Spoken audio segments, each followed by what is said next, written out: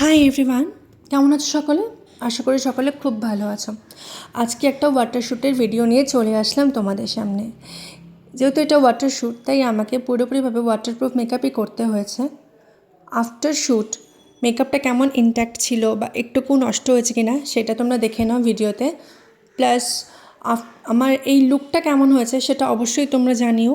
আর আমাদের bridal booking আর সালনে পুজোর জন্য বুকিং স্টার্ট হয়ে গেছে। যারা যারা ইন্টারেস্টেড আমাদের দেওয়া নম্বরে অবশ্যই যোগাযোগ করে নিও আর ঝটপট করে নিজেদের স্লট বুক করে now for the bridal and the puja services.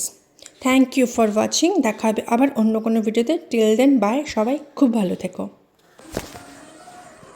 আজকে এখানে একটা ওয়াটার শ্যুট ছিল। ওয়াটার শ্যুটের পরে ড্রেস চেঞ্জ করা হয়েছে অ্যান্ড অল সব কিছু চেঞ্জ করা হয়েছে, বাট মেকআপটা এখনো পর্যন্ত সেম ইনট্যাক্ট রয়ে গেছে। যেমন ভাবে আমি মেকআপ করতাম সেম রয়ে গেছে।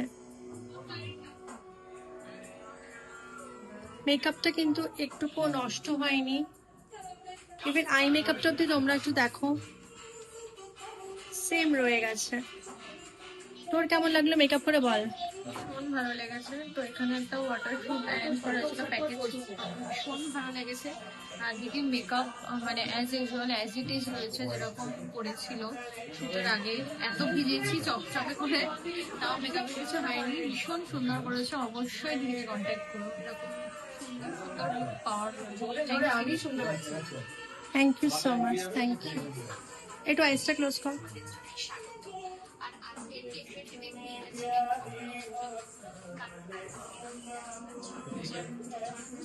তোমরাই দেখো ভালো করে, মেকআপটা অ্যাজ ইট ইজ রয়ে গেছে এত জলে ভেজার পরে। কারণ এটা তো ওয়াটার শ্যুট ছিল, সো ডেফিনেটলি জলে তো বলতে গেলে প্রায় চুপতেই হয়। তোমরা দেখো এখনো পর্যন্ত মেকআপটা এত সুন্দর রয়ে গেছে।